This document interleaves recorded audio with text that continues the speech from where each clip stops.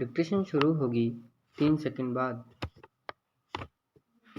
एक समय की बात है, जब हमारे नगर इलाहाबाद को भीषण बाढ़ का सामना करना पड़ा था। उस समय मैं बहुत छोटा था तथा तीसरी कक्षा में पढ़ता था। मैं स्वयं तो समाचार पत्र नहीं पढ़ सकता था, किंतु इन दिनों प्राय नित्य की चर्चा का विषय बाढ़ ही रहा करता था। जैसे ही समाचार पत्र वाहक का स्वर सुनाई पड़ता, अखबार ले जाओ, वैसे ही भैया एवं दीदी झपटकर बाहर दौड़ते और अखबार की खींचतान मच जाती। अंत में माताजी अथवा पिताजी उन्हें शांत करते, फिर हम सब अत्यंत उत्सुकता के साथ की खबरें सुनने बैठ जाते। एक दिन पिताजी ने अति चिंतित होकर हमें समाचार सुनाया कि आगरा और दिल्ली की घोर भारी वर्षा हो रही है, जिससे यमुना नदी में भीषण बाढ़ आ गई है। पैरा उन दिनों इलाहाबाद में भी वर्षा की झड़ी लगी हुई थी और गंगा में भी बाढ़ आने लगी थी।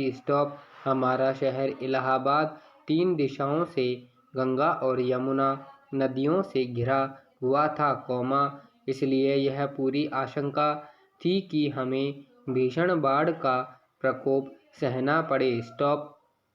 दूसरे दिन ही पिताजी ने हमें समाचार पत्र में छपी खबर सुनाई, कल तक प्रयाग को भी भीषण बाढ़ का सामना करना पड़ेगा।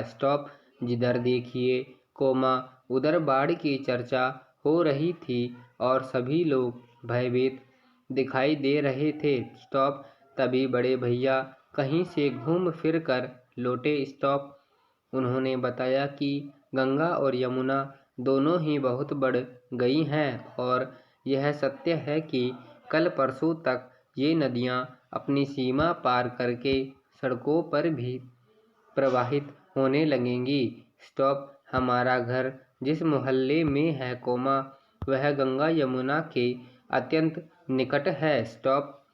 जब भी गंगा यमुना में बाढ़ आती है तो हमारे मोहल्ले तक बाढ़ का पानी लहराने लगता है और नावें चलने की नौबत आ जाती है। इसलिए मोहल्ले में सनसनी फैल गई और मोहल्ले वाले अपने अपने सामान सुरक्षित स्थानों में स्थानांतरित करने लगे। पिताजी ने तुरंत घर गृहस्थी का सब सामान अपने एक मित्र के घर पहुंचा देने की व्यवस्था की और फिर हम सब लोग भी उन्हीं के घर चले गए। कुछ व्यक्ति सरकारी शिविरों में और अपने सगे संबंधियों के घर चले गए, जहां बाढ़ आने का खतरा नहीं था। पैरा किसी प्रकार त्रस्त नगरवासियों ने रात व्यतीत की और सवेरा हुआ। आकाश उस समय काले काले मेघों से आच्छादित था, किंतु जिधर देखो उधर बादलों की उपेक्षा करके लोग बाढ़ देखने के लिए चल पड़े। हम भी अपने परिवार के साथ गाँव घाट पहुँचे। यमुना का पुल अर्थात गऊ घाट तक पहुँचने में मार्ग में जितने मोहल्ले मिले, वे सभी जल में डूबे हुए थे। मैं जिस विद्यालय में पढ़ता था वह मुट्ठीगंज में स्थित है।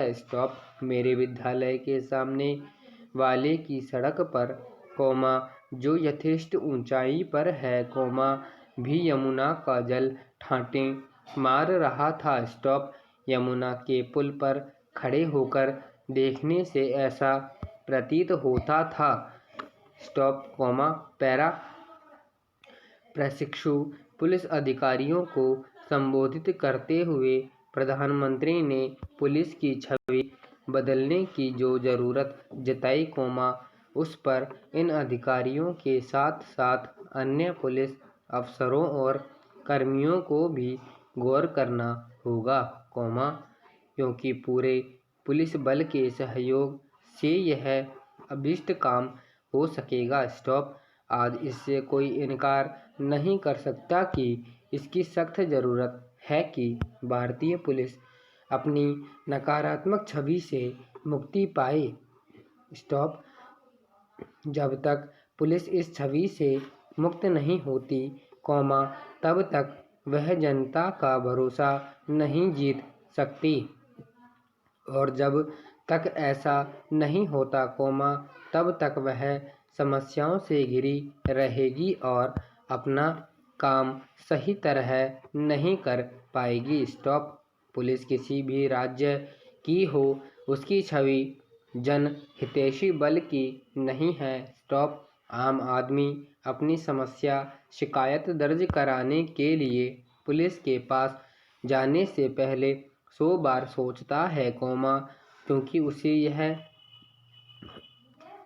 आशंका रहती है कि उसकी बात सही तरीके से नहीं सुनी जाएगी और उसके साथ बहुत खराब व्यवहार हो सकता है। बात केवल आम आदमी के साथ पुलिस थानों में होने वाले व्यवहार ही की नहीं है। बात अन्य सार्वजनिक स्थलों पर पुलिस के आचरण की भी है और उसकी मानसिकता की भी। आम आदमी की नज़र में पुलिस हमेशा लोगों पर रोक जमाने या फिर उन्हें डांटने फटकारने वाली मुद्रा में रहती है।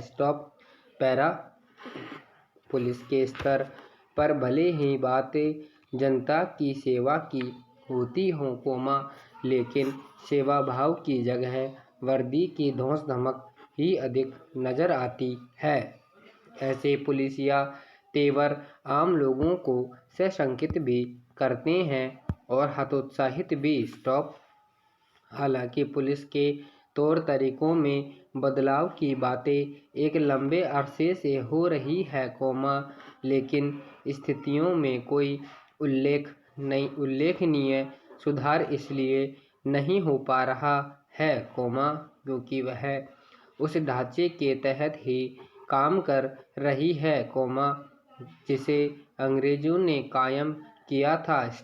यदि पुलिस की छवि में सुधार लाना है, तो उसी कार्यप्रणाली और उसके नज़रिए में बदलाव लाने के ठोस कदम उठाने होंगे। इस दिशा में कोशिश हो तो रही है, लेकिन बहुत ही धीमी गति से। आखिर यह एक तथ्य है कि 2006 के पुलिस सुधार संबंधी वे दिशा निर्देश अभी तक ढंग से लागू नहीं हो सके हैं, जो सुप्रीम कोर्ट की ओर से तय किए गए थे। यह एक समस्या भी है कि पुलिस पर काम का बोझ तो बढ़ता जा रहा है, लेकिन वह संसाधनों के अभाव से मुक्त नहीं हो पा रही है। निसंदेह पुलिस की छवि बदलने का काम पुलिस अधिकारियों को अपने हाथ में लेना होगा, लेकिन इसी के साथ नीति नियंताओं को भी यह समझना होगा कि पुलिस की कुछ समस्याओं का समाधान उनके स्तर पर ही हो सकता है। पैरा बच्चों को नशे की लत से दूर रखने के लिए दिल्ली सरकार के महिला एवं बाल विकास विभाग ने दिल्ली हाई कोर्ट को जुवेनाइल जस्टिस कमेटी के सहयोग से प्रत्येक जिले में सूर्योदय के नाम से नशा मुक्ति केंद्र खोलने का फैसला किया है। इन केंद्रों में डिजिटल लाइब्रेरी भी होगी, जिससे बच्चों को शिक्षाप्रद जानकारी मिलेगी। दिल्ली सहित अन्य शहरों में नशे का कारोबार तेजी से फैल रहा है। संपूर्ण विराम। धन्यवाद।